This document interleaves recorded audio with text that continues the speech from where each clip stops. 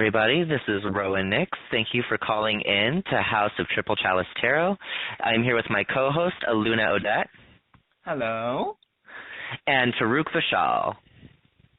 Hello. And we're here just to give you a quick general reading on today's show. As a reminder, if you're new to the show, please check out our Facebook page, House of Triple Chalice Tarot, or our Twitter page, which is 3X Chalice Tarot or Triple Chalice Tarot on Twitter. And on YouTube, House of Triple Chalice Tarot. As always, we love hearing from you. So on today's reading, I'm going to be doing a 5-card spread of my own invention. I've gone ahead and shuffled the cards, and let me just lay them out.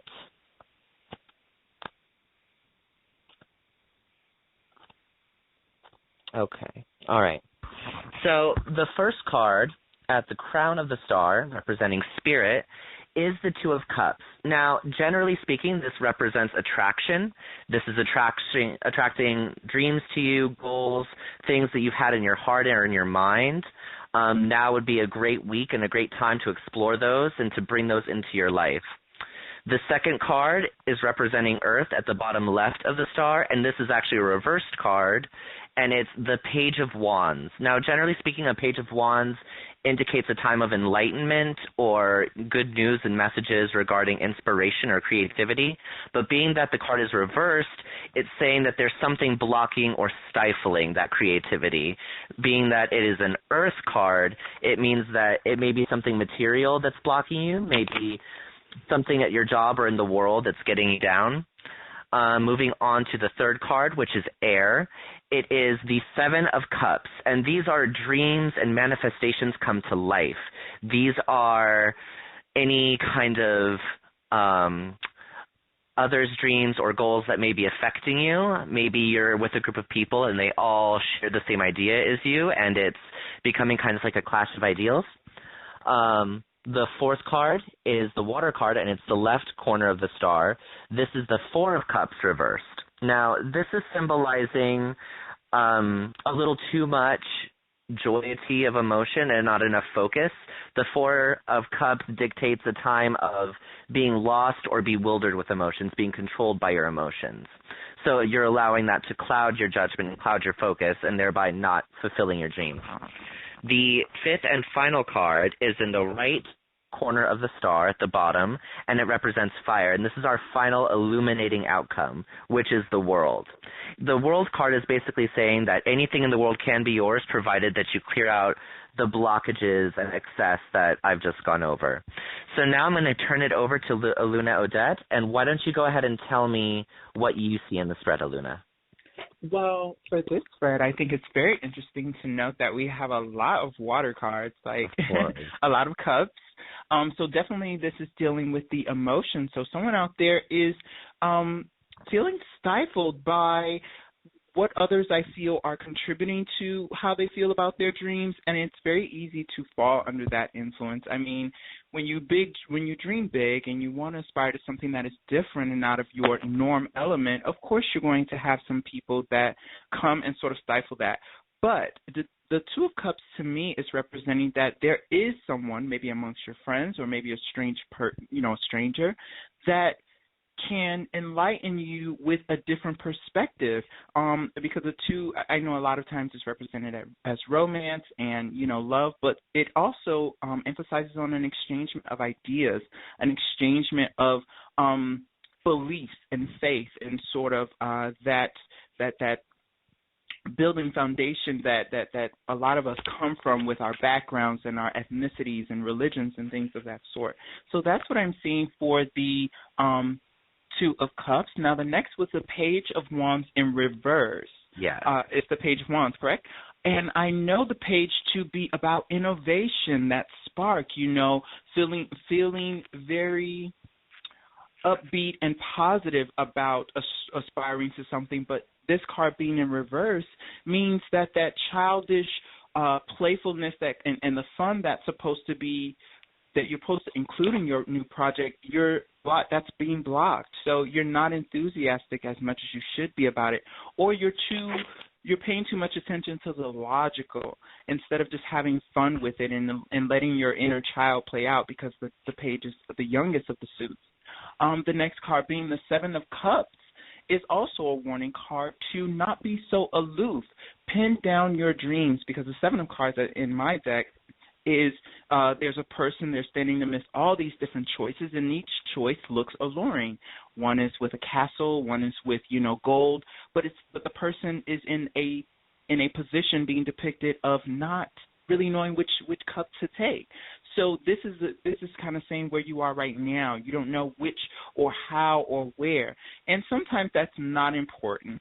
But in times when you're going for a desired goal or aspiring for a certain set dream, you do have to include a set of what you want all of it to encompass. So I'm seeing that for the Seven of Cups. Now the Four of Cups reversed is another card that is reversed, is pointing me to saying there's a feeling of dissatisfaction. There's a feeling of boredom. There's a feeling of not really wanting to put in the work. Often the Four of Cups is depicted with a man or woman. They're sitting off, staring at their cups. Their arms are crossed, and they have a look of dissatisfaction. Oftentimes their face is devoid of emotion, yet there is another cup often portrayed in a whimsical fashion or a fashion that is not tangible off in the distance. So it's saying that you're too focused on this new greater thing instead of being grateful for what's literally in front of you and what you have. Tying it all together with the World card is saying that this is something that you really need to pay attention to if you're going to aspire to market yourself, put yourself out there to the world, or bring your creativity or emotional aspect to the world. And that's pretty much what I see about it. What about you, Taruk? Well, quickly, I think this, at least my interpretation, it seems like it has to do with a relationship or a possible relationship, because in my deck, the Two of Cups symbolizes a relationship. It symbolizes a couple, passion and meeting with somebody. So maybe somebody that you don't know, or that you're going, or that you may know, maybe somebody in school or somebody that you see, that you possibly see it for yourself to be with them. That's what I'm seeing with Two of Cups now. The Page of Wands, this has to do with somebody who is very enthusiastic. So, somebody who has willpower, somebody who has a sincere desire for something, who's craving a new experience. So I feel like this might have to do maybe with the person desiring to approach them. Maybe, they're afraid. That's what I'm kind of picking up with the Page of Wands, but their desire is sincere. They really do sincerely are attracted to this person. Now, quickly, with the Seven of Wands, this is a card about imagination in my deck. It's about possibilities. It's about daydreaming, about seeing the potential, and also maybe not being sure which way you want to take it. And the Four of Cups, to me, also symbolizes, having noble feelings, sentiments, a strong bond, new beginning, also being able to look into yourself and seeing the possibilities. And then the final card being the World, it's a satisfactory outcome of the cycle. So that to me tells me, take that chance. Talk to that person that you feel that you are attracted to, that you maybe see something potential within you. And then, approach them. Tell them how you feel. It might not be as bad as you think it's going to be. You might not get rejected how you see that you might be. So I say take that chance to that possible person listening out there. That's my interpretation of the reading. And I think it's a good one. I would definitely say, I started talking about dreams and goals, but I definitely see what Taruk sees in this deck, that this is about someone's relationship. This is about some attraction that you picked up on down. I definitely see that the person, now that you say it, the person is afraid of approaching someone. This is someone that's come into their life that they may be unsure of how to get to them, and they're letting their own thoughts and fears cloud that judgment. So good on Taruk for picking up on something that I did not even see right in front of me. Aluna, did you want to give it anything else? I mean, pretty much you guys took the cake. I really liked Taruk. I was looking more, going off of what you had started with, seeing it as a sort of business venture or something dealing with the personal or putting yourself out there. So, but it does have to do with putting yourself out there. Obviously, like Taruk said, feeling as if you're being too shy to approach that person or tell that person how you feel, which is what we all go through when we have that initial crush on a person. We just feel inferior to their glory, right? But it always tends to work itself out.